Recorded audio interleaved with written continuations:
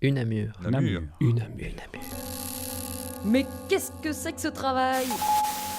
Immersion sonore dans les métiers de l'université.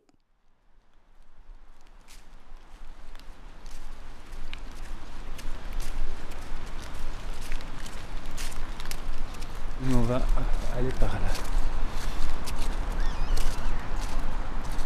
Je viens souvent ici en courant, en marchant beaucoup plus rarement, puisque je cours plusieurs fois par semaine. Ça me permet de m'aérer et j'aime bien venir ici à la citadelle pour aller ensuite dans les bois et faire tout un tour, faire descendre par le même côté et avoir l'impression d'être en forme puisqu'on termine en descendant, en allant vite.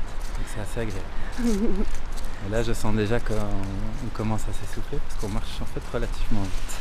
Nicolas Dendoncker, enseignant-chercheur en géographie à l'UNAMUR. Je suis vraiment porté par une fascination, un amour pour les lieux, donc pour les endroits. Par exemple ici la citadelle, c'est quelque chose que j'ai l'impression d'avoir en moi depuis que je suis tout petit. Et je sais pas, ces lieux renvoient, ont vraiment, m'affectent vraiment beaucoup émotionnellement. Je vais être marqué négativement par ce que je juge comme des mauvais choix de l'homme sur son espace et inversement positivement lorsque l'homme aura fait une action qui a une influence positive sur son espace. Bien sûr selon mon filtre personnel totalement subjectif. On va aller par là. Ouais.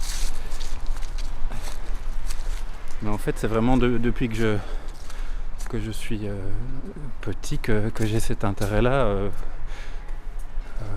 J'ai commencé très vite à dessiner des cartes du monde, on est dans un tunnel ici, à être très intéressé par l'aspect voyage lorsqu'on partait en vacances, donc à vouloir être réveillé chaque fois qu'on traversait une rivière, qu'on entrait dans une nouvelle ville, etc. Et c'est quelque chose qui est toujours resté. Et aussi un amour des grands espaces, ce qu'on n'a pas forcément ici en Belgique.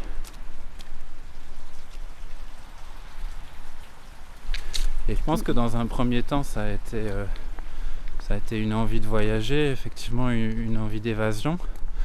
Et maintenant, c'est plus une envie d'action et d'agir pour être bien là où je me trouve. En fait, je vais te faire une révélation. Je ne me suis jamais vraiment senti totalement bien en Belgique, justement parce qu'on a des espaces assez limités et parce qu'on n'en a pas forcément fait de bons usages. Mais j'ai dépassé un peu cette posture-là, posture assez négative, pour essayer d'être dans une posture plus constructive. Et à partir du moment où on se dit il y a certains trucs qui ne changeront jamais, et au contraire, il y a des actions locales où on peut changer les choses, ça nous permet, moi ça me permet d'avoir un regard nettement plus optimiste et de contribuer à cette gestion des espaces, et en particulier des espaces ruraux, puisque c'est plus là que se situent mes recherches. Et donc effectivement, une des finalités de la géographie, c'est l'aménagement du territoire, l'aménagement de l'espace. Mais pour aménager un espace, il faut d'abord l'étudier, le décrire, le comprendre, l'interpréter. Et c'est seulement lorsqu'on aura fait tout ça qu'on peut proposer des mesures d'aménagement. On peut s'arrêter, ouais. Souffler un peu. Par exemple, là tu vois la belle vue sur l'ancien Namur. Donc on surplombe la Sambre. Donc à notre gauche on a la cathédrale Saint-Aubin et à droite on voit par exemple le théâtre et le beffroi. On voit aussi les différents clochers des églises. On voit le plateau et les versants à l'arrière-plan qui par contre se sont urbanisés de manière un petit peu anarchique durant les années 50, 60, 70, à partir du moment où on croyait que l'automobile allait tous nous sauver et allait durer pour toujours. Des cités aussi qui ont été construites complètement à l'égard des services et des centres d'emploi ou des voies de communication. Donc pour moi, tout ça, c'est un peu des erreurs paysagères que je remarque directement et qui me choquent encore aujourd'hui, même si maintenant ça fait quand même 7 ans que je suis à Namur, donc ça me choque quand même un petit peu moins qu'il y a 7 ans. Voilà le train qui passe, Saint-Touristique.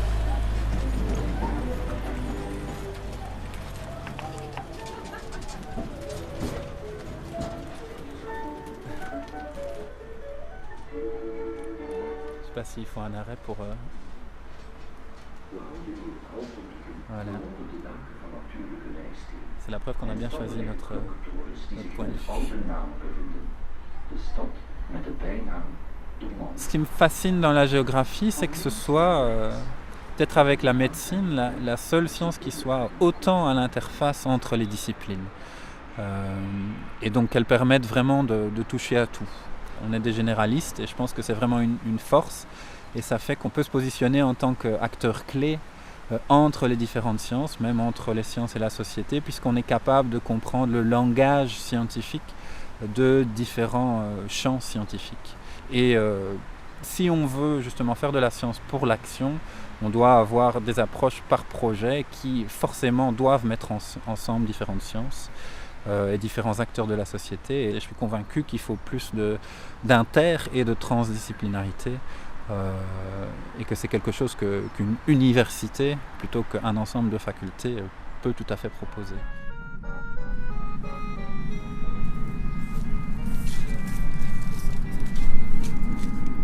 Ouais. Les sujets de recherche, ils s'articulent autour de la gestion territoriale, plus en milieu rural. Un concept que j'utilise beaucoup, c'est le concept de service écosystémique. Donc c'est l'ensemble des biens et services qui sont fournis par les écosystèmes qui sont essentiels à notre bien-être et à notre survie. Et parmi ces services écosystémiques-là, il y en a un qui est fondamental, c'est la nourriture.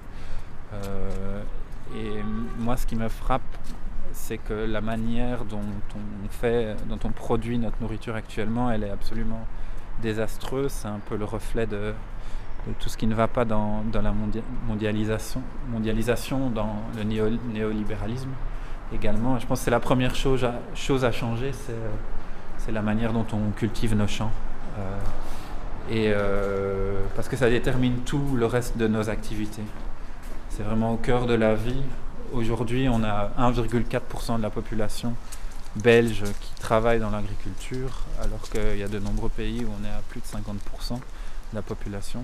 Et l'homme a été remplacé par des machines, et pas forcément pour un mieux. Au contraire, ça peut être extrêmement polluant, avoir des conséquences dramatiques sur l'environnement et sur la société. Et donc recréer une agriculture locale, ça fait partie de mes priorités. Et j'utilise on peut aller voir la tortue, le concept de service écosystémique pour essayer de rassembler des acteurs autour de cette question de la transition agricole. Pour te donner un exemple, très récemment on a travaillé sur un projet agricole, un projet de remembrement agricole. Donc l'idée à la base du remembrement, qu'on appelle maintenant aménagement foncier rural, c'est de rationaliser un petit peu l'agriculture en rapprochant les parcelles du siège de la ferme, de l'exploitation. Mais maintenant on essaye également de développer, de recréer du paysage, de recréer de la nature, de recréer ce qu'on appelle des services écosystémiques. Et donc avec une approche de concertation où on a d'abord cartographier les services écosystémiques existants, mais aussi identifier les manques pour les personnes locales, voir là où il y avait moyen de recréer des espaces semi-naturels, des zones temporaires pour permettre aux rivières de déborder, des zones pour retenir les terres, donc pour limiter l'érosion, des nouveaux chemins de promenade, du réseau écologique, etc. Et ça a très bien fonctionné, il y a vraiment eu une appropriation du projet par l'ensemble des personnes qui ont été impliqués dans le projet et je pense que ça va vraiment donner lieu à des mesures concrètes sur le terrain, quoi. Et moi c'est ça qui m'intéresse avant tout.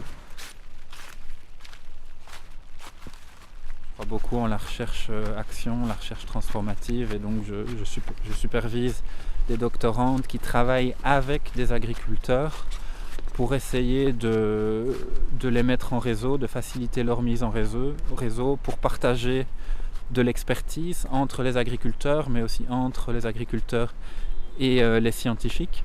Je pense que le scientifique, il doit être au service de la société, dans ce cas-là, au service des agriculteurs. Ça veut dire que les doctorantes ne doivent pas venir avec des objectifs de thèse précis dès le départ, elles doivent être capables aussi de les modifier en cours de parcours. Et donc c'est une toute autre manière de faire de la recherche, mais qui est extrêmement gratifiante, extrêmement intéressante et qui peut amener du changement.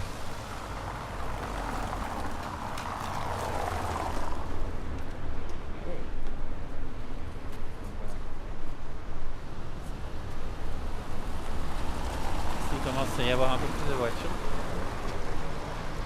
Moi, j'enseigne pour convaincre, j'enseigne pas pour transmettre de la connaissance soi-disant neutre, soi-disant objective. Déjà, j'y crois pas. Et donc, une des premières choses que je fais, que je dis au cours avec mes étudiants de première quand ils démarrent, c'est quelles sont mes valeurs, pour être tout à fait transparent et explicite par rapport au reste du discours que finalement je vais avoir avec eux tout au long de l'année. Après, ils sont d'accord, ils sont pas d'accord, mais au moins j'ai été honnête avec eux. Et ça me procure beaucoup de plaisir quand je vois qu'il y a des étudiants qui sont engagés, et on en a beaucoup, qui s'engagent pour un changement de société.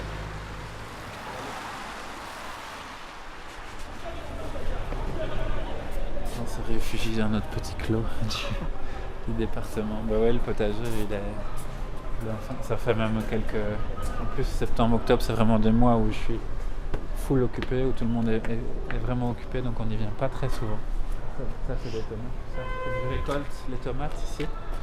Il y a moyen d'en faire en fait du chutney de tomates vertes. Et donc voilà, j'en profite en direct. Je fais une récolte. Et il y en a quand même encore beaucoup. C'est des tomates qui n'ont pas mûri, mais qui seront tout à fait consommables. Celle-là, elle est presque mûre. Je vais la goûter. Presque mûre.